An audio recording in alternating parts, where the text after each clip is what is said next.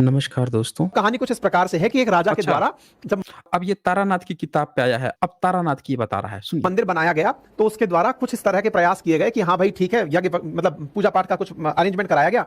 वहां पर दो हुँ, लोग जो तीर्थक थे, तीर्थक शब्द यूज किया गया है, यहां पर भी हुँ, तीर्थिका। तो बोले दो हुँ, तीर्थिका थे, वो वहां पर आए अपना मतलब भीख मांगने के लिए, लेकिन हुँ। उनके साथ वहां पर दो बौद्ध भिक्षु खड़े थे, उन्होंने बदतमीजी बदतमीज़ी कर दी। हाँ, आगे बढ़ो। की।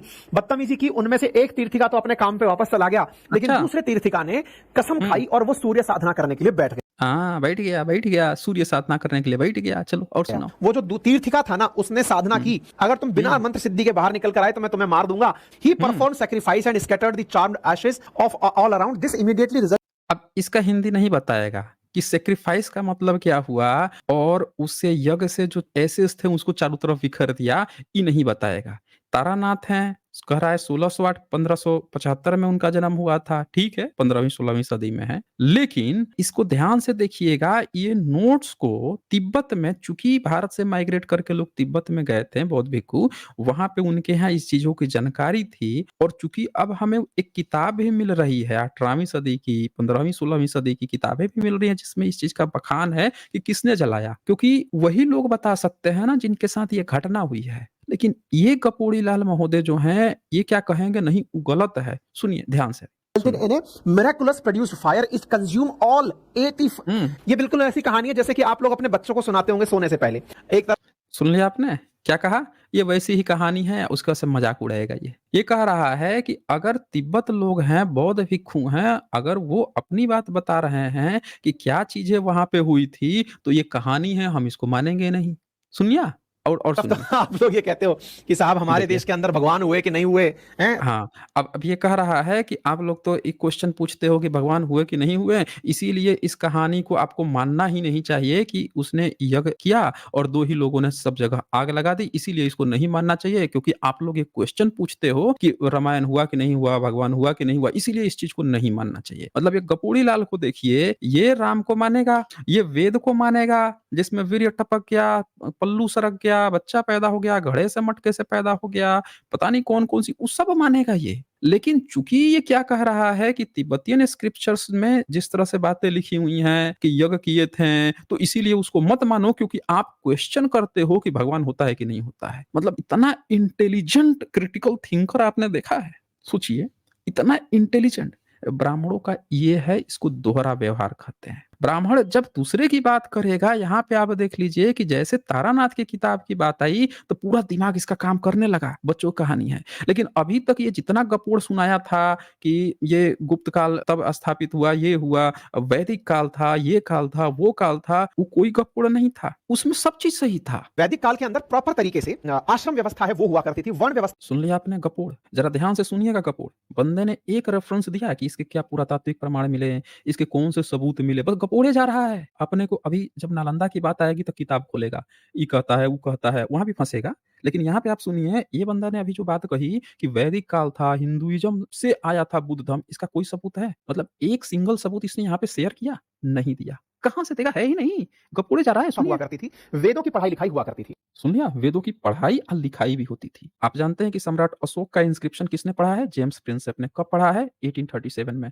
गुप्त वंश का इंस्क्रिप्शन किसने पढ़ा? फ्लीट ने पढ़ा। कब पढ़ा? 1818 में पढ़ा। अब बताइए, ये वेदों की पढ़ाई और लिखाई करवाते थे बुद्ध से पहले। लिखित में कुछ मिला है आज तक? सिंधु घाटी सभ्यता का मिल गया, जिसका हम आज तक नहीं पढ़ सके। लेकिन ये किस चीज पर क्या लिखवाते थे, किस चीज पर क्या पढ़वाते थे, कहाँ पे रहते थे, किस गुरुकुल में पढ़ाते थे, उसका सड़ा हुआ मड़ई का टाट का एक पत्ता आज तक नहीं मिला। पता नहीं ये जाके झाड़ियों के बीच में घुस के पढ़ाते थे क्या, कहीं खोद-वोद के? जैसे चूहा जो है बिल खोद लेता है, भीतर घुस जाता है, ऊपर से किसी को दिखाई नहीं देगा। पता नहीं कहाँ पढ़ाते थे ये, आज तक नहीं पता चला। भाई सिंधु घाटी सभ्यता मिल गई, नालंदा मिल गई, उड़ानपुरी का खुदाई होके मिल गया, तिलहारा मिल गया, अवंतपुरी मिल गया, अवंतिका का मिल गया, वड़नगर मिल गया, इतने सारे मिल गए, विक्रमशिला मिल गया, लेकिन ये पता नहीं कहाँ पे पढ़ाते थे। आज तक उसका सड़ा हुआ झाड़ का एक टुकड़ा जो है सड़ा हुआ भी नहीं मिला। 8000 साल पहले के जौ के सड़े हुए दाने तक मिल गए, लेकिन इनका आज तक नहीं मिला। पता नहीं कहाँ पढ़ाते थे। और ये बंदा आके बता रहा, हम लोगों को बताएगा कि कौन जलाया था। सुन लीजिए। बस यहाँ पे ये गलत हो गए क्योंकि ये बुद्धिस्ट हैं, तिब्बतियन हैं और वो सही बात लिख दिए हैं इसीलिए वो गलत हो गए। और सुनिए आगे इसकी कहानी। रामायण महाभारत के अंदर तीर से आग निकलती थी कि नहीं निकलती थी? एक तरफ आप हाँ। कह रहे हो कि मतलब गजब ही चल रहा है भाई साहब, ये नेक्स्ट लेवल है। सुन लिया आपने?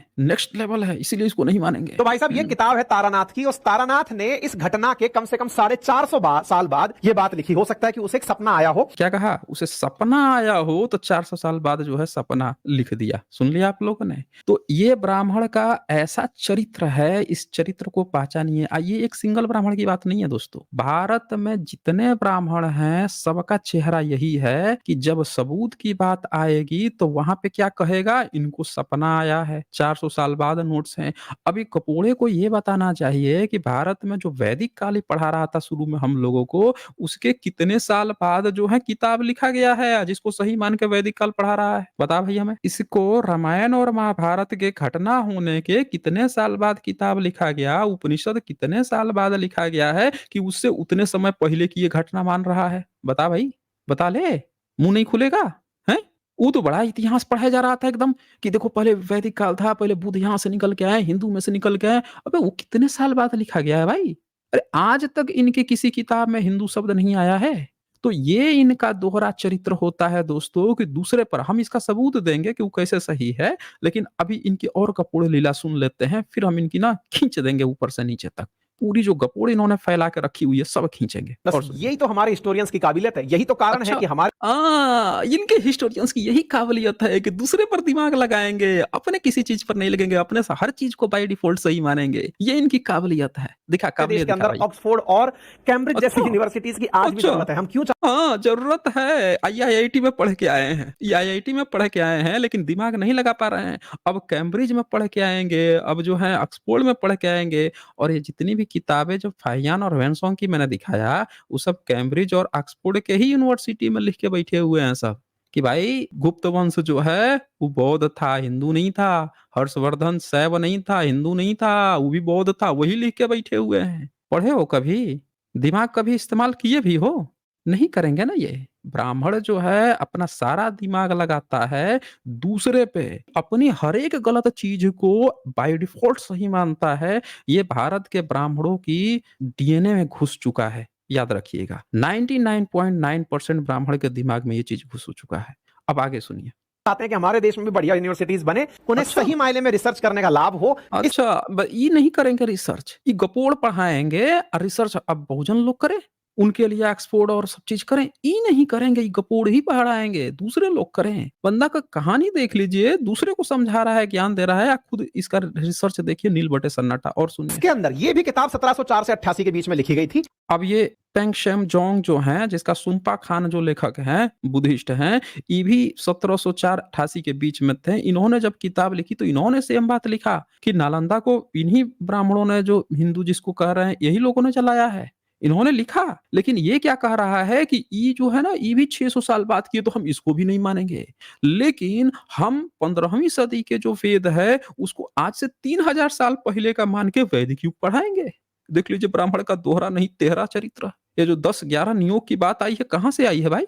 हैं? सुनिए, आगे सुनिए। इसमें भी ये दावा किया गया था। क्या दावा किया अच्छा। गया था? कि ब्राह्मणों और बौद्धों के बीच में संघर्ष हुआ और हिंदू कट्टरपंथियों के द्वारा नालंदा को जला दिया गया। मतलब तिब्बत के जो दोनों स्क्रिप्चर जहां पे बुद्धिस्ट माइग्रेट करके गए थे, वो अपनी बात कह रहे हैं, उनकी बात नहीं सुने। इनकी सुन लेगा पूर्ण गाथा की। हाँ, सुनाए तारानाथ भाई। हो या पिंग पोंग पोंग जो भी है, देखिए, उसकी सुन किताब लिए। हो, ये दोनों ही उस घटना के लगभग 400-500 साल बाद लिखी गई। ये बिल्कुल हाँ, अब इसका दिमाग खुल रहा है, 400 साल 500 साल बाद आई है। लेकिन ये कभी इन लोगों के दिमाग में नहीं खुलेगा कि भाई एक बात बता, हिंदू किस आधार पे कह रहा है कि बुद्ध से पहले हिंदू था, वो कितने साल बाद लिखी गई? वेद कितने साल बाद लिखे गए कि वेद को वैदिक काल मान के पढ़ा रहा है? इस पर दिमाग नहीं खुलता। सेम क्वेश्चन वहां पे नहीं पढ़ता, सेम क्वेश्चन वहां पे ये नहीं डाल सकते हैं। ये सारा क्वेश्चन जो है दूसरे पे खड़ा करेंगे। हालांकि मेरे पास सबूत है, पूरी तरह से खाल खींच दूंगा मैं, लेकिन अभी सुनते हैं इनकी कपोड़ का। वैसे है जैसे मैं आज आपसे ये कहूं और मैं लेट लेट चलता चला जाऊं और पीछे पीछे घुसता चला जाऊं, फिर मैं कहूं हाँ, हाँ, हाँ। अब देखिए दिमाग लगाइए, देखिए अब दिमाग लगा रहे हैं कि जब बुद्धिज्म के सोर्स की बात आ रही है तो हम जितना पीछे कहेंगे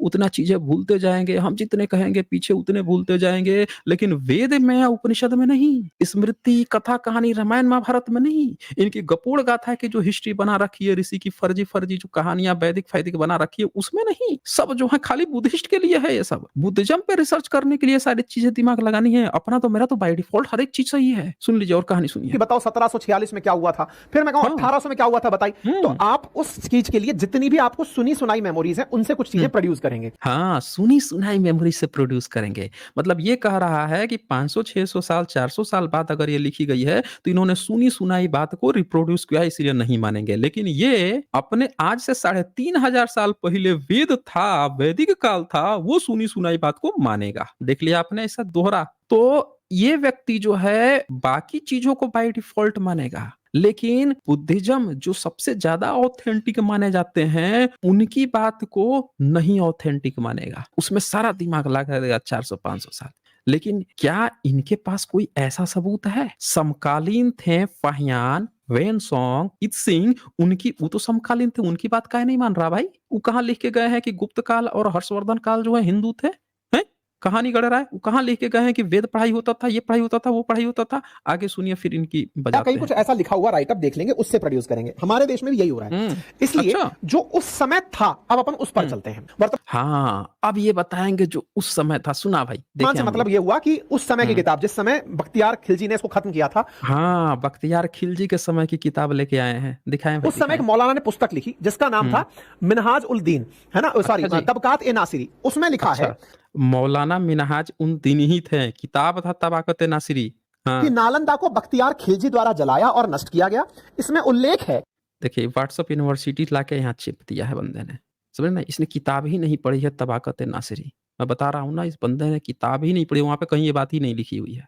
हाँ, सुना कि भाई, सुना। बख्तियार खिलजी 200 घोड़ों के घुड़सवार दल के साथ आया, नालंदा हुँ, पर हमला किया और स्थानीय हुँ। भिक्षुओं के, ब्राह्मणों के सिर मुंडवाकर उन्हें मार डाला।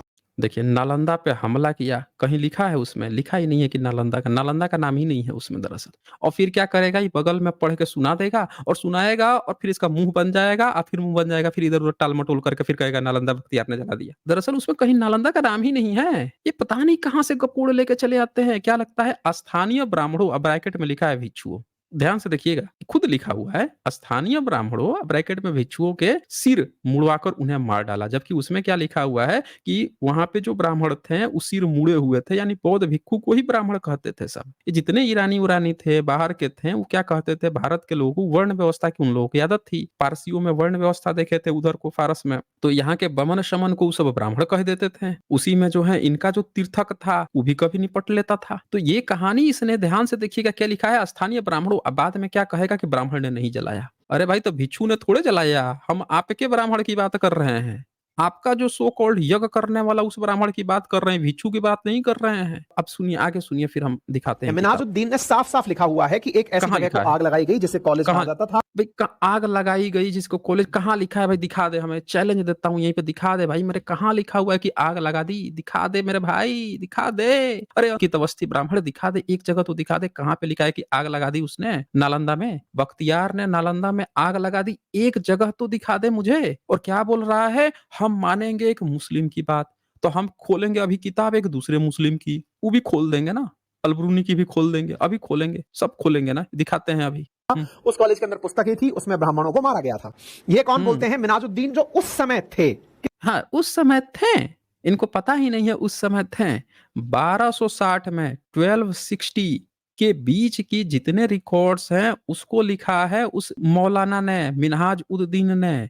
1260, और नालंदा जिसका क्लेम ये लोग कर रहे हैं, ये है 1197 कॉमन एरा का। तो ये उस समय थे, वो बात तो ठीक है, लेकिन हम एक और जानकारी दे दें कि ये बंदा यहाँ पे झूठ बोल रहा है। मिन्हाज उन दीन थे, वो कभी भी नालंदा खुद नहीं विजिट किए थे, और वो एक्चुअली में चले गए थे ओडांतपुरी, बंगाल में गए थे। वहां पे उनको 2 लड़के मिले थे, मुस्लिम लड़के मिले थे, और वो उन लोगों ने ये कहानी सुनाई थी, और उसमें उन्होंने कहीं नहीं बोला कि आग लगा दी गई थी। हम दिखा देते हैं आपको, सबूत दिखा देते हैं ना।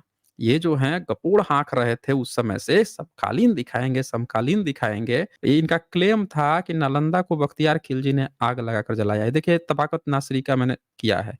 ये क्या लिखता है, टाइम पीरियड देख लीजिए, 810 एडी से लेके 1260 एडी के बीच की घटना है। फैक्ट क्या है इसका, तो बख्तियार खिलजी नालंदा में कभी गया था, और आग लगाकर नालंदा को नष्ट किया, ऐसा कहीं नहीं लिखा है तबाकत नासरी में कि नालंदा गया था आग लगा के नष्ट किया, ये कहीं नहीं लिखा है उसमें। अब कैसे, तो ये देखिए लेफ्ट साइड में इंग्लिश वाला है और राइट साइड में हिंदी भी लगा दिया हूँ। हमारे दर्शक जो हैं हिंदी में भी पढ़ सकते हैं। और देखिए क्या लिखा है, ऊपर लिखा है, हिंदी में पढ़ के सुनाता हूँ मैं। रक्षात्मक कवच में 200 घुड़सवार के साथ और अचानक उस स्थान पर हमला कर दिया। फरगना के दो भाई विद्वान व्यक्ति थे, एक निजाम उद्दीन, दूसरा शमशाद उद्दीन, वो दोनों कहानी सुनाए थे। मोहम्मद ए बख्तियार की सेवा में थे, वो बख्तियार की सेवा में थे, ये दोनों सैनिक थे। और इस पुस्तक के लेखक की मुलाकात वर्ष 641 में 641 में हुआ, यानी घटना ये जो क्लेम कर रहे हैं 1197 की, वो दो लड़के मिले थे मिनहाज उद्दीन से, और तब वो लखनवासी मतलब बंगाल की बात चल रही है, तब उनसे मिले थे और तब ये विवरण उसी का है। यानी ये कहानी खुद मिनहाज उद्दीन ने नहीं देखी थी, ये उनको दो लड़के सुनाए थे। और उन दोनों ने क्या सुनाया था उनको, तो ये सुनिए। ये दोनों बुद्धिमान भावी पवित्र योद्धाओं के उस समूह में सैनिक थे। जब वे किले में प्रवेश द्वार पर पहुंचे, देखे क्या लिखता है, किले में प्रवेश द्वार, महाविहार नहीं बोल रहा है, फोर्ट बोल रहा है, पहुंच गए और हमला शुरू कर दिया। आग लगाने का नहीं जिक्र आ रहा है, हमला शुरू कर दिया। उस समय मोहम्मद ए बख्तियार ने अपनी निडरता के बल पर खुद को पीछे छोड़ दिया उस स्थान का प्रवेश द्वार, और उन्होंने किले पर कब्जा कर लिया। अब उस किले पर पूरा इन्होंने कब्जा कर लिया और बड़ी लूट हासिल की, वहां पे लूट मार की। यानी कि वहां पे धन वगैरह जो होगा उसको लूट किए। भाई यूनिवर्सिटी में जाके क्या लूट करोगे, किताब लूटोगे। तो फिर कहता है उस स्थान के निवासियों में बड़ी संख्या में ब्राह्मण थे और उन सभी ब्राह्मणों ने अपने सिर मुड़वाए थे। अब ये क्या कहते थे, बमन शमन को सबको ब्राह्मण कहते थे, जो बुद्धिस्ट होगा उसको ब्राह्मण कहते थे। तो सभी ब्राह्मणों ने अपने सिर मुड़वाए थे, यानी ये लोग थे बुद्धिस्ट। तो ये बुद्धिस्टों को कह रहा है ब्राह्मण। तो अभी ये बंदा जो कह रहा था ना कि ब्राह्मणों ने नहीं जलाया, मैं आपसे क्या कहता हूं कि 12वीं 13वीं सदी तक भी ब्राह्मण किसको कहा जाता था, तो ब्राह्मण कहा जाता था जो बमण शमन थे उनको ही ब्राह्मण कह दे रहे थे। कौन लोग कह रहे थे, तो मुस्लिम आएगा वो कह देगा। मुस्लिम वर्ण व्यवस्था पार्सियन में देखा था, वो सबको ब्राह्मण कह देगा, लड़ाई करने वाले को छत्री कह देगा। वो सब इंडिकेट कर रहे हैं, आप यहाँ पे ध्यान से देखिए। लेकिन किसके लिए, भिक्षु के लिए। इनके जो ब्राह्मण थे वो कौन थे, वो तीर्थक थे, दिखाऊंगा सबूत। और उन सभी ब्राह्मणों ने सिर मुड़वाए थे और वे सभी मारे गए। वहां बड़ी संख्या में पुस्तकें थीं और जब वे सभी पुस्तकें मुसलमानों की निगरानी में आ गईं तो उन्होंने कई हिंदुओं को बुलाया ताकि वे उन पुस्तकों के आयात के संबंध में उन्हें जानकारी दे सके। मतलब उसके आयत कहते हैं, यानी उसमें जो लिखा हुआ है उसको पढ़ के सुनाए कि भाई इस किताब में यहाँ कहीं नहीं लिखा हुआ है कि उसने किताबों को लाइब्रेरी में आग लगा दी और आग लगा के जला दी। ये इतना गपोड़ा व्यक्ति ने, इतना गपोड़ा, और बोल रहा हूँ उनके समकालीन दिखाऊँगा, समकालीन। और बात ये है ना, आप किताब बस खोल के इनको पढ़ा दीजिए कि भाई दिखा कहाँ इसमें लिखा है। किताब बस खोल के दिखा दीजिए, सारी हवा निकल जाएगी। कि ये व्यक्ति पता है, ये व्यक्ति जो है इतना गाना गाया शुरू से लेकर, और क्या कहा, हम समकालीन दिखाएँगे, तारानाथ गलत हैं, सारे बुद्धिस्ट लोग गलत हैं, शोम्पा खान गलत हैं, सब लोग गलत हैं, बस हम सही हैं, और ये जो मुस्लिम लिखा है वो सही है। और उस मुस्लिम की किताब खुल गई तो देखिए क्या लिखा हुआ है। फिर कहता है कि किताबों को नहीं जलवाएं बल्कि हिंदुओं को बुलाएं कि आ लो भाई, आके पढ़ के जरा हमको सुनाओ इसमें क्या लिखा हुआ है इस किताब में। तो क्या लिखता है कि उन्होंने कई हिंदुओं को बुलाया ताकि वे उन पुस्तकों के आयत के संबंध में उनको जानकारी दे सकें, लेकिन सारे हिंदू मारे गए थे। उन पुस्तकों की सामग्री से परिचित होने पर यह पाया गया कि यह पूरा किला और शहर एक कॉलेज था। अब कहता है कि उस किताब को ये सब पढ़े हैं, उसको जानकारी लिए कि उस सब किताब से पता चला कि ये पूरा जो किला था ना, ये एक तरह से एक महाविहार था। इस कॉलेज को मतलब यहाँ विहार कहते हैं, वो सब मदरसा अपना कहते हैं, अनुवाद में थोड़ा वैसे कर देता है। कहते हैं कि उसको विहार कहते थे, यानी बुद्धिस्ट विहार था। तो खुदाई हुई, खुदाई से पता चला ये जो विहार था ये नालंदा यूनिवर्सिटी की नहीं चर्चा हुई है। दरअसल ये चर्चा हुई थी ओडंतपुरी की। ओडंतपुरी जो है वो एक महाविहार था, बंगाल का था, वहां की चर्चा हो रही है। क्योंकि इसमें आगे ये भी बात आई है कि उसी दिन शाम को एक घुड़सवार जो है लखनवासी पहुंचा, पेट में दर्द हुआ, मर गया। तो अब एक दिन घोड़े पे यात्रा में शाम को अचानक से कैसे कोई बिहार नालंदा से तो बंगाल कोई नहीं पहुंच पाएगा घोड़े से, समझ रहा ना। ये सारी जानकारियों से ये निकाला गया। फिर खुदाई हुई तो उड़ानपुरी के सारे अवशेष मिल गए कि वहां पे ये सारी तोड़फोड़ हुई थी, वहां पे बुद्धिस्ट महाविहार थे। नालंदा की यहाँ बात ही नहीं हुई है दोस्तों। और ये व्यक्ति जो है इतना कपोड़ हाँका, इतना कपोड़ हाँका, इनके ये दिखाएंगे वो दिखाएंगे करते करते, और सुनिए जरा आगे, और सुन लीजिए। द्वारा ये काल अच्छा। किया गया था। हजारों अब हंसी आ रही है भाई, अब हंसी आ रही है। संख्या में भिक्षु भारत से बाहर भागकर नेपाल, तिब्बत और कई स्थानों पर चले गए। इस इंटरेस्टिंग बात सुनिए। हाँ, अब बाबा साहब का एक कोट दिखाया जो ये क्या करते हैं सब, ये कोट जो है इस तरह का जो भी कोट बना के दिखाया ना, समझिए कि बाबा साहब को बदनाम करने वाले कोट है। देखिए उसका सहारा लिया इसने।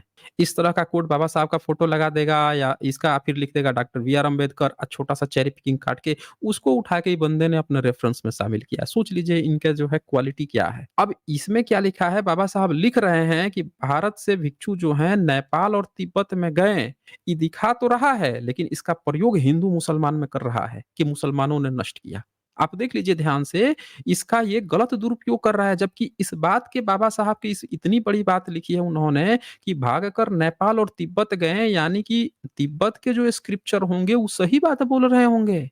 इसका यही मतलब निकलेगा ना, बाबा साहब इस बात को एकदम सही कहे हैं कि हाँ भाई उन्होंने जलाया तोड़ा-फोड़ा जो भी किया, लेकिन भिक्षु तिब्बत में गए थे तो तिब्बत में उनके वंशज, उनके बच्चे जानते हैं अच्छी तरह से कि इसको किसने जलाया है।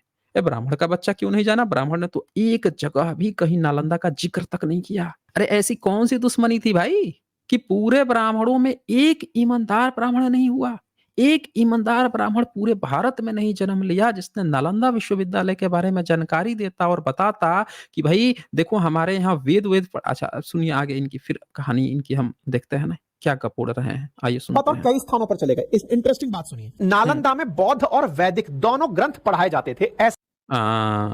अब ये बंदा जो है सेकेंडरी और प्राइमरी एविडेंस की खूब बात करेगा और देखिए ये खुद सेकेंडरी एविडेंस दिखा रहा है, किसी ने गपोड़ दिया है कहीं पे और उस गपोड़ को उठा के ये फैक्ट के रूप में दिखा रहा है। कह रहा है कि बौद्ध और वैदिक दोनों पढ़ाई होते थे। तो भाई विदेश से तो सब लोग आए थे, बुद्धिस्ट का पढ़ के गए थे, बुद्धिस्ट बन गए। तो बाहर से कोई आया होगा तो वैदिक भी पढ़ के गया होगा तो अपने देश को वैदिक भी बनाया होगा। है कोई सबूत? कहाँ से पता चला? अरे जब नालंदा यूनिवर्सिटी को ब्राह्मणों ने आज तक अपने किसी स्क्रिप्चर कहीं पे जब मेंशन ही नहीं किया, तिब्बत के बच्चे जो हैं वो अपने बच्चों को सिखाते रहे कि उसको देखो ब्राह्मणों ने जला दिया, तीर्थकों ने जला दिया, तो उनके बच्चे किताब को लिख दिए, तो भाई आप तो पीढ़ी दर पीढ़ी ढो के लाने वाले थे। जब वेद पढ़ाया जा रहा था, काहे नहीं लिख दिए कि आपका एक यूनिवर्सिटी था उसको मुस्लिमों ने जला दिया? हुँ? काहे नहीं लिखे भाई? बता दे। जब वहाँ पे ये किताब अभी शेयर किया था स्क्रीन जहाँ पे लिखा था ब्राह्मण ब्रैकेट में बौद्ध भिक्षु, तो भाई एक बता दे कि वहाँ पे वैदिक जो ब्राह्मण पढ़ा रहा था तो त्रिपिटक पढ़ाएगा ना, वो तो बौद्ध भिक्षु है। तो वैदिक कहाँ से पढ़ा देगा? खुद से खपोड़। और सुनिए आगे। हेन सांग ने लिखा है नालंदा में अथर्व हेन सॉन्ग ने लिखा है नालंदा में वेद अथर्व। सहित सभी वेदों की शिक्षा दी जाती थी। देख लीजिए, नालंदा में लिखा है, वेन सॉन्ग ने लिखा है कि अथर्ववेद सहित सारे वेदों की शिक्षा दी जाती थी। वाह रे वाह! Says the Hinsang include the scriptures of Mahayana and Hinayan schools, logic, grammar, and medicine, as well as such purely Brahmanical text as the Vedas, including Atharva Veda. When song ने एक जगह भी ये शब्द प्रयोग ही नहीं किया है ब्रह्मैनिकल स्क्रिप्चर्स या ब्रह्मैनिकल कोई वेदा, ऐसा एक शब्द नहीं प्रयोग किया आज तक। न उन्होंने ऋग्वेद का नाम यूज किया, न अथर्ववेद का यूज किया, न यजुर्वेद का, न सामवेद का। चारों में से किसी का नाम तक नहीं है। इन्होंने क्या किया है इन लोगों ने कि वेन सॉन्ग की किताब का गलत मीनिंग निकाला और गलत मीनिंग निकाल के सबको बेवकूफ बनाया है, सबको बेवकूफ बनाया। हम अभी चर्चा करेंगे कि नालंदा को किसने जलाया उस पर करेंगे, लेकिन ये जो व्यक्ति हैं इन्होंने जो क्लेम किया है कि नालंदा में वेद पढ़ाए जाते थे, तो अब हम देख लीजिए, हम दिखाते हैं आपको इनका क्या क्लेम है। नालंदा में चारों वेद के साथ अथर्ववेद भी पढ़ाया जाता है, विनसोंग ने कहा है। इनका ये क्लेम था ना। फैक्ट क्या है, वेद अलबरूनी के समय तक भी नहीं लिखे गए थे। तो पढ़ाई क्या खाक होती थी? कहाँ पढ़ाते थे भाई? झाड़ियों के पीछे छुप के पढ़ाते थे क्या कि कोई सुन न ले? अभी बताऊंगा। ये तो अपने गाय के सामने नहीं पढ़ाते थे, वेद नहीं खोलते थे, गैया सुन लेगी तो कहीं गर्भपात हो जाएगा, बछड़ा ही नहीं देगी। अपनी बीवी नारी, अपनी पत्नी, अपनी बहू बेटियों के सामने वेद ना पढ़ते थे। पढ़ाते किसको थे भाई? कहाँ पे पढ़ाते थे? बिल खोद के भीतर घुस के पढ़ाते थे क्या? तो अवस्थी कुछ भी कपोड़ दोगे? तो क्या तमाशा लगा रखा है भाई अवस्थी? हैं? मतलब ब्राह्मण हो तो मुंह खोला शब्द गपोड़ा वो फैक्ट हो जाता है। कुछ भी गपोड़ पे गपोड़ पे गपोड़। क्या बंदा है भाई। और देखिए कहीं नहीं लिखा है उसने, नाम ही नहीं लिया है ना ऋग्वेद का, यजुर्वेद का, सामवेद का। ये सब अनुवाद में खुद से ही बोल देते हैं कि ऋग्वेद की बात चल रही है, यजुर्वेद की बात चल रही है, इसकी बात चल रही है। वेद शब्द जो है बुद्धिज्म का है। वेद शब्द का पाली में मतलब अनुभव अनुभवी होता है, वेदना से शब्द डिराइव हुआ है। अगर वहाँ पे वो कुछ बात कह रहा है, तो बुद्धिज़्म की बात कह रहा है और ब्राह्मण, वमण, शमण जो होते हैं, उसमें ही वमन को ब्राह्मण ट्रांसलेट किए हो, तो काहे अपना पिताजी ज़बरदस्ती उसमें खोजने लगते हो भाई? आगे देखिए, इनको दिखाता हूँ मैं सबूत। ये देखिए, ये क्या करते हैं, ये पेज दिखाते हैं वेन सॉन्ग का, जो शुरू में समराइज़ करके किसी ने थोड़ा-सा लिखा है, यही पेज खोल देंगे और कहेंगे देखो इसमें लिखा है द ब्राह्मण लर्न्स द 4 वेदा। तो इसको दिखा के कहेंगे देखो ब्राह्मण 4 वेद पढ़ता था। फिर आगे कहेंगे द फर्स्ट कॉल्ड सौ। अब बताइए ब्राह्मण जो हैं, यहाँ ब्राह्मण कौन है? तो बमन है। बमन शमन को ब्राह्मण कहेंगे। ठीक है, बहुत बढ़िया। लेकिन एक बात बता भाई, 4 वेद तो ऋग्वेद, यजुर्वेद, सामवेद होता है ना? लेकिन ये तो कह रहा है कि द फर्स्ट कॉल्ड सौ। जब वो वेद लिख सकता था, तो वेद का नाम भी तो लिख सकता था ऋग्वेद। वो कह रहा है कि पहला को साउ कहते हैं। अबे घंटाल बना रखा है क्या भारत के इतिहास को इन लोगों ने? एकदम घंटोल हैं सब, सब के सब घंटोल हैं। इतना बड़ा घंटोल हमने नहीं देखा, भारत का इतिहास बर्बाद कर दिए। अबे जब वो लिख सकता है कि 4 वेदा जो है ब्राह्मण पढ़ते थे, तो वेद का चारों का नाम भी तो लिख सकता था। क्या कह रहा है द फर्स्ट कॉल्ड सौ। आगे क्या लिखता है? लॉन्गेविटी। और ब्रैकेट में अनुवादक जो है क्या लिखता है? तो आयुर्वेदा। मतलब इतना बड़ा घंटोल। अबे पहला जब लिख रहा है कि पहला वेद जो है उसको कहते हैं द फर्स्ट कॉल्ड साउ, तो तुमने अपना पिताजी ऋग्वेद लिख देता बे। आयुर्वेद ब्रैकेट में करके लिख रहा है। ब्रैकेट मतलब समझते हैं ना, अनुवादक अपने तरफ से जोड़ के लिखता है। अनुवादक जो है समझता है कि ऋग्वेद। अबे घंटोलो, 7वीं सदी में ऋग्वेद नाम नहीं था क्या? हैं? उसका नाम साउ हुआ करता था क्या? एकदम घंटोल। और उसको लॉन्गेविटी मतलब चिकित्सा। तो चिकित्सा तो बुद्धिस्ट करते हैं। अब देखिए द सेकेंड कॉल्ड जू, इसका मतलब है वर्शिप, उपासना। तो इसको ब्रैकेट करके लिख दिया यजुर्वेदा। लीजिए एक और बन गया। घंटोलों को देख लीजिए कि जब वो वेद शब्द इस्तेमाल कर रहा है तो लिख देता खुद से ना आयुर्वेद, यजुर्वेद। अगर ये नाम होता तो वो कह रहा है जू नाम है उसका। और ये बंदों ने क्या किया है, ये लिख दिया वर्शिप, आप ब्रैकेट में कर दिया यजुर्वेद। फिर ये देखिए द थर्ड कॉल्ड पिंग, वो बोल रहा है तीसरा वेद का नाम है पिंग। और इन्होंने क्या घंटोलों ने बना दिया ब्रैकेट देके द साम वेदा। अबे शांग वेदा का नाम जो है 7वीं सदी में पिंग हुआ करता था क्या? है? बड़े घंटोल हैं सब। और देखिए द फोर्थ कॉल्ड शू और आर्ट्स। अब देखिए चौथा वेद का नाम है शू, पहला का नाम था शाऊ, चौथे का नाम है शू। अशु का मतलब लिखा है आर्ट्स, और इन्होंने ब्रैकेट देके लिख दिया अथर्ववेदा। अब ये अथर्ववेदा का पढ़ाई होता है, ये अवस्थी बता रहा है कि अथर्ववेद की पढ़ाई होती थी और 7वीं सदी में उसको कहते थे शू शू शू शू शू। तो कहता होगा कि अथर्ववेद पढ़ाना है, तो कहते होंगे सर शू शू। तो कहता होगा शू शू। क्या घंटोलगिरी है। और सबसे खास बात क्या है कि नीचे उसको और एक्सपेंड करके क्या लिखता है एक दूसरा अनुवादक, the words here rendered the four Veda treaties are in the original. Original शब्द क्या है? शू फी ते लुन।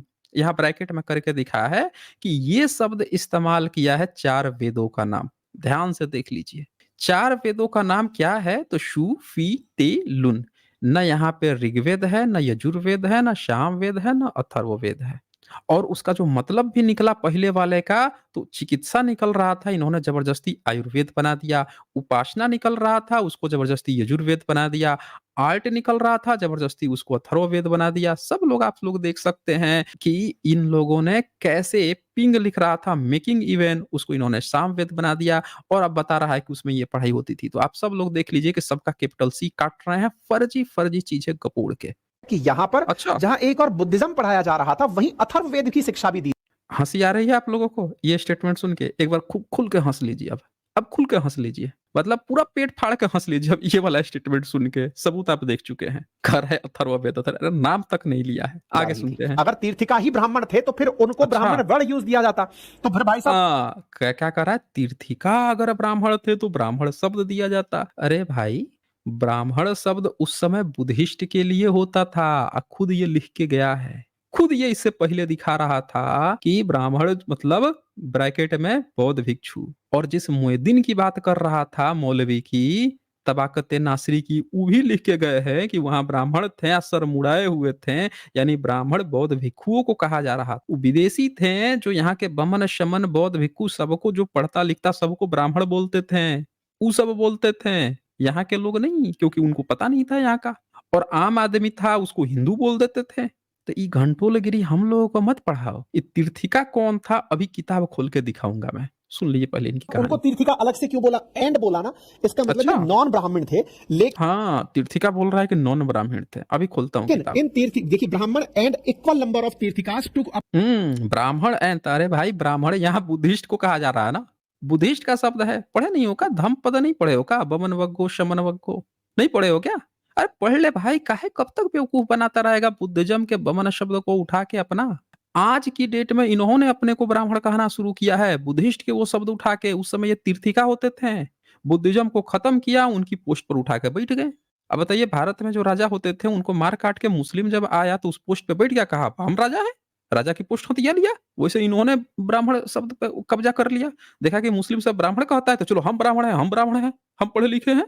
तो ये इनकी नौटंकी शुरू हुई है, आप ध्यान से देखते दैट जाइए। मींस ब्राह्मण और तीर्थिकास, यानी कि अच्छा, ब्राह्मणों के अतिरिक्त कोई था तीर्थिका। हाँ, अगर आप ब्राह्मणों के अतिरिक्त था तो बमन जो है, बमन शमन, इन्हीं को कह रहे थे। मुस्लिम जो है ब्राह्मण कह रहे थे। तीर्थिका किस कौन थे? आपके पुरखे थे तीर्थिका, आग आपके लगाने वाला पुरखे। भी कोई था, अगर ये चमत्कार हम्म करने वाला भी कोई था। कैसे कैसे आग लगाया था भाई? कौन काम किया था, आग लगाया था? यज्ञ किया था ना? बोल दो, एक बार खुल के बोलो ना, आग कैसे लगाया था? वहां तो बड़ा कहानी बोल रहे थे, सपने आया था। अरे बोल दे भाई, आग कैसे लगाया था? माचिस जलाया था, लाइटर जलाया था? अबे जब यज्ञ किया था तो यज्ञ कौन जाति करती है भाई? तीर्थिका में जैन तो यज्ञ नहीं करते। और कौन करता है भाई यज्ञ? यज्ञ कौन करता है? बौद्ध भिक्षु तो नहीं करते। कौन करता है यज्ञ? बता। हम दिखाते हैं ना इनको सबूत। इन्होंने बहुत गपोड़ लिया, गपोड़ने की हद होती है ना, गपोड़ने की। अब ये बता रहे थे कि वेद पढ़ाया जाता है, ये फिर से हमने उसी नालंदा विश्वविद्यालय का इत्सिंग का नोट्स खोला है, और जहाँ पे आप देख लीजिए, यहाँ पे लिखा हुआ है नालंदा यूनिवर्सिटी के बारे में। खुद वेनसोंग लिखते हैं कि वृद्ध हो युवा शास्त्रार्थ के समय सब मिलजुल कर एक दूसरे की सहायता करते हैं। जो लोग प्रश्नों का उत्तर त्रिपिटक के द्वारा नहीं दे सकते, उनका उतना अधिक अनादर होता है, मारे लज्जा के किसी मुंह नहीं दिखाते। वो बोल रहे हैं कि शस्त्रार्थ जब होता था तो त्रिपिटिका को ही नालंदा विश्वविद्यालय में आधार बनाया जाता था, और वो सत्य की पराकाष्ठा होती थी कि त्रिपिटक पर खरी उतर रही, जैसे आज कहते हैं ना साइंस पर ये आपकी बातें खरी उतर रही है कि नहीं उतर रही है, उसी तरह उस समय त्रिपिटिका उस समय का सच था, त्रिपिटिका के आधार पर खरी उतर रही। तो इनका वो जो क्लेम था कि नालंदा विश्वविद्यालय में वेद, वो एकदम झूठी बात है। त्रिपिटक पढ़ाया जाता था, सारी चर्चा उसके ही है, कोई वेद फेद नहीं है, त्रिपिटक ही सीखने सब लोग आते थे। ये बोल रहे थे, इनका दो क्लेम था, बीच में शंकराचार्य की इन्होंने चर्चा की थी, और इन्होंने कहा था कि इनके ब्राह्मण होते थे। अलबरूनी 11वीं सेंचुरी में लिख रहा है कि ब्राह्मण क्षत्रियों को वेद पढ़ाते हैं, क्षत्रिय वेद तो पढ़ते हैं। तो क्षत्रिय जाते थे क्या यूनिवर्सिटी में पढ़ने?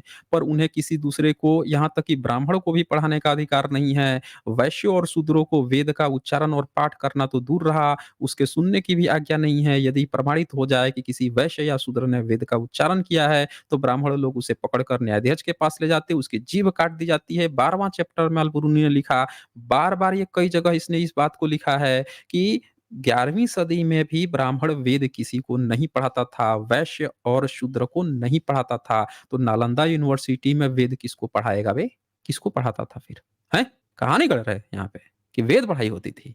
पूरे इतने लोग आए गए, किसी ने नहीं बताया। अलबरूनी तक ने भी आपने लिख दिया है कि देश की 90% जनसंख्या से भी ज्यादा, बताइए, वैश्य और शूद्र ही तो सबसे बड़ी जनसंख्या थे ना, 90%। आप ले लीजिए, आज की डेट में लीजिए, ब्राह्मण क्षत्रिय को मिला दीजिएगा तो दोनों मिला के भी मुश्किल से 7%, 6% पहुंचेंगे। देश की 95% जनसंख्या को जब वेद ही नहीं पढ़ना था, तो वहां बैठ के किसको पढ़ाता था? एकदम झूठ बोल रहा था। अरे ये वेद तो लिखे ही नहीं थे। नीचे देखिए ना, नीचे का पैराग्राफ, ब्राह्मण लोग वेद को लिखने की आज्ञा नहीं देते हैं, क्योंकि इसका उच्चारण विशेष ताल स्वरों से होता है। बताइए, वे लेखनी का प्रयोग इसीलिए नहीं करते कि कहीं कोई अशुद्धि या लिखित पाठ में कोई अधिकता या न्यूनता, ये लिखना तक नहीं जानते थे कि उसमें क्या है वो लिखेंगे। तो चोरी करके आए थे क्या? हैं? कहीं से कोई किताब दूसरी भाषा का उठा के लेके आ जाओ, पता नहीं है क्या है, कैसे लिखना है। तो ये इनकी कहानी है। असल कहानी जो मैं बोल रहा था, ये देखिए सबसे ऊपर वाला देखिए, ये क्या लिखता है, ध्यान से देख लीजिए। इसमें कहता है, उनका विश्वास है, ब्राह्मणों का विश्वास है कि वेदों के कुछ एक वचन ऐसे हैं जिनका घर में उच्चारण करना ठीक नहीं, क्योंकि वे डरते हैं कि उनसे स्त्रियों और गायों या भैंसों के गर्भपात हो जाते हैं। इसीलिए उनको पढ़ते समय वे घर से निकलकर बाहर खुले मैदान में चले जाते हैं। वेद का एक भी ऐसा मंत्र नहीं जिसके साथ इस प्रकार का कोई न कोई भय दर्शक निषेध न लगा हुआ हो। तो जो व्यक्ति गाय के सामने, अपनी स्त्री के सामने, अपनी भैंस के सामने वेद नहीं पढ़ता था, वो नालंदा यूनिवर्सिटी में बैठ के वेद पढ़ा समझा रहा था, कहानी कब पढ़ रहे हो? हैं? ये 11वीं सदी की बात है, नालंदा यूनिवर्सिटी तो 12वीं-13वीं सदी की हम बात कर रहे हैं ना, यहाँ पे ये बातें आ रही हैं सब लोग देख लीजिए, ये कैसे जो है फेक न्यूज़ फैलाया जा रहा था। अभी तीर्थिका की जो बात किए थे, ये देखिए ये सबूत तीर्थिका का है। इनका हमने सबसे फेमस डिक्शनरी वामन शिवराम आप्टे का खोल दिया संस्कृत हिंदी शब्दकोश। और ये देखिए तीर्थिक शब्द जो है यहाँ पे तीर्थिका, क्या लिखा है इसका मतलब? पुल्लिंग तीर्थयात्री वह सन्यासी ब्राह्मण जो तीर्थों के दर्शनार्थ निकला हो, पंडा। पंडा को कहते हैं तीर्थक। ये हम लोगों को क्या समझा रहा था उस समय से कि कोई और शब्द आता है ब्राह्मण के अलावे, ब्राह्मण अरे ब्राह्मण बौद्ध भिक्षुओं को कहते थे। ये आपकी डिक्शनरी जो है सबसे फेमस डिक्शनरी है इनकी, वामन शिवराम आप्टे की, संस्कृत में इसको कहा जाता है सबसे बेहतर माना जाता है। वो डिक्शनरी बता रही है तीर्थिक का मतलब होता है वह सन्यासी ब्राह्मण जो तीर्थों के दर्शनार्थ निकला हो, पंडा। पंडे की बात आ रही है, तभी वो यज्ञ करके आग जला रहा था और तभी उसको तीर्थिक कहा जाता था। कहीं लिखा है तीर्थिक का मतलब जैन होता है, बौद्ध होता है, कुछ होता है, लिखा है कहीं पे? कहानी गढ़ रहे थे हम लोगों को। तो सब लोग देख लीजिए आज यही पंडा जो है क्या बन के बैठ गया है, कहानी गढ़ रहे हैं। तो सब लोगों ने यहाँ पे आप लोगों ने देख लिया दोस्तों। अब इनकी एक गपोड़ जो रह गई है, वो गपोड़ क्या थी कि नालंदा क्या बख्तियार खिलजी ने ही जलाया था? ये भी एक क्लेम किए थे ना बीच में। तो हम आई समकालीन नोट्स की बात कर रहे थे, हम वो जो मौलाना थे उनसे भी पहले का किताब दिखाते हैं स्क्रीन पे, ये देखिए बायोग्राफी ऑफ धर्मा स्वामी। ये बंदा जो है उनसे भी पहले 34 में गया था, मतलब भारत में आया था और भारत में 1 डेढ़ साल तक रहा। कुछ बातें इसको नहीं जानकारी थी, लेकिन कुछ-कुछ बातें लिखा। तो इस पर जो है KP Jaiswal research institute Patna ने डॉक्टर एएस अटेलकर जो हैं उन्होंने रिसर्च की। अब पूरा डिटेल्स में लिखा और उन्होंने उसमें लिखा है कि नालंदा को नलेंद्र कहते हैं तिब्बत वाले। कुछ-कुछ शब्द जो हैं वो लोग भारत के लिए अलग सा प्रयोग करते हैं और तब उन्होंने उसमें ये सारी बातें डिटेल्स में लिखी है। लिखते हैं ऊपर देखिए, the general impression that Nalendra was completely destroyed by beginning of the 13th century is not confirmed by Dharmaswami account. Dharmaswami के अकाउंट से जो लोग भी कह रहे हैं कि उसने कहा था कि नालंदा को तुर्कों ने डिस्ट्रॉय कर दिया, ये वेरीफाई नहीं होता है, ये झूठी बात है, एकदम झूठी बात है। आगे आप नीचे और देखेंगे तो क्या लिखते हैं, चौथा पॉइंट देखिएगा, ये लिखते हैं कि the partial survival of Nalanda was probably due to following cause, कि 1234 में भी नालंदा पार्शियली सर्वाइवल था, यानी कि वहां की चीजें कुछ डैमेज तो हुई थी लेकिन अभी भी चल रही थी। तो उसमें चौथा जो कारण बोलते हैं वो कहते हैं of its numerous temple and monasteries, 2 monasteries were in survival condition in 1235 AD. 1235 AD में भी वहां पे नालंदा विश्वविद्यालय था, 2 मोनेस्ट्री चल रही थी, वहाँ पे बहुत सारे लोग अभी पढ़ रहे थे और वहाँ पे कई सारे लोग थे। इसका ज़िक्र मिलता है। यानी बख्तियार खिलजी के बाद से भी नालंदा था, इसके प्रमाण मिलते हैं। देखिए मुस्लिम्स तुर्क जो हैं भारत में घुसे हैं, नष्ट किए हैं, उन्होंने बहुत नुकसान पहुँचाया है, ये बात भी सही है। लेकिन इस चक्कर में जो ब्राह्मणों ने भारत का नुकसान पहुँचाया है, वो इग्नोर करके हिंदू मुसलमान करना ध्यान देने की जरूरत है कि कैसे ये लोग नैरेटिव गढ़ रहे हैं। ब्राह्मणों ने रोका पढ़ने लिखने से बहुजन समाज को, सब लोग देख रहे हैं उसकी स्क्रिप्चर में इतनी गाली क्यों है। नालंदा विश्वविद्यालय के बारे में एक मुस्लिम लिख रहा है, तबाकत नासरी लिख रहा है, तिब्बत जिनके साथ घटना घटी वो भी लिख रहा है, लेकिन आज का ब्राह्मण नालंदा के बारे में एक शब्द नहीं लिख रहा है। तो इससे ये पता चलता है कि बख्तियार खिलजी के बाद से फिर किसने खत्म किया भाई? बख्तियार तो 1208 में खत्म हो गया, 1235 में भी था नालंदा। उसको पूरी तरह से खत्म किसने किया? यानी कि तारानाथ जी का जो अकाउंट था, तारानाथ जी जब ये बात कहते हैं कि भाई 2 तीर्थिका घुस के जला दिए थे, इसका मतलब वो सही होता है। समझ रहे ना? इसका मतलब वो सही होता है कि आराम से घुस के और उसको खत्म किए।